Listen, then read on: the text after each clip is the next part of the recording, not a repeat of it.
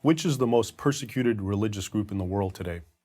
The answer, in terms of sheer numbers and sheer horror, might surprise you.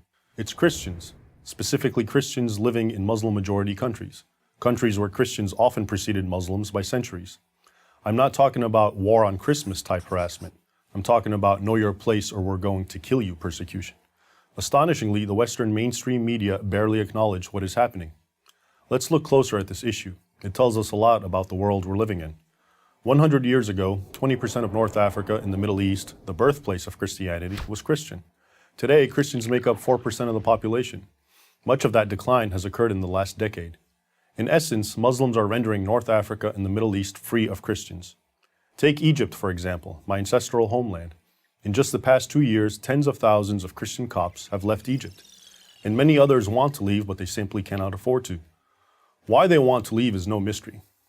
On New Year's Day, 2011, the Two Saints Church in Alexandria was bombed, leaving 23 Copts dead and 97 injured.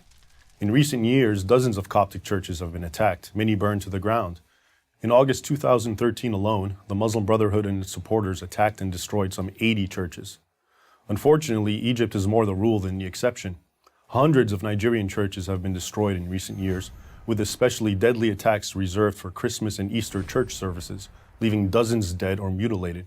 Churches have been bombed or burned in Iraq, Syria, and just about every place in the Middle East where churches still exist, except Israel.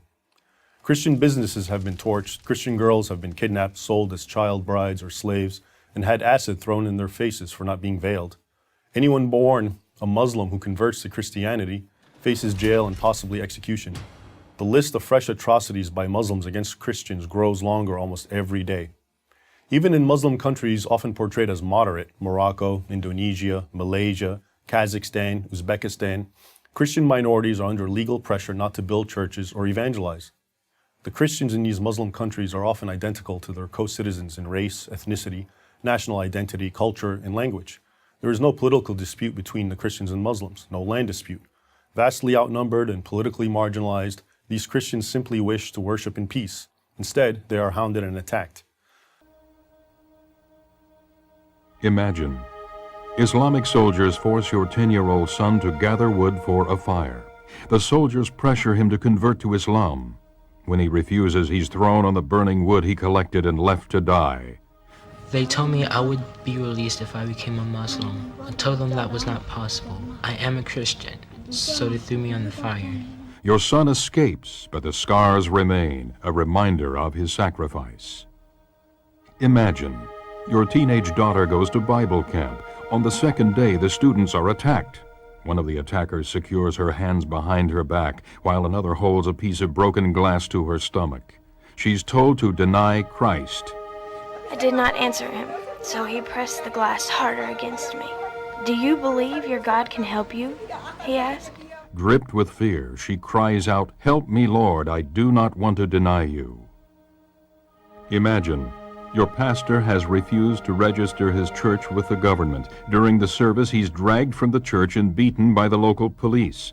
When the officers find a Bible hidden in his shirt, he's beaten with it. After returning home, I felt pain all over my body. It was almost numb at the beginning, but later became so painful that I could not sleep. It is the 5th time he's been arrested. If he's caught again, the police say they will kill him. Every day, thousands of Christians are persecuted for their faith. Hundreds are martyred, about 1 every 3 minutes. They're not heroes or statistics, they're family.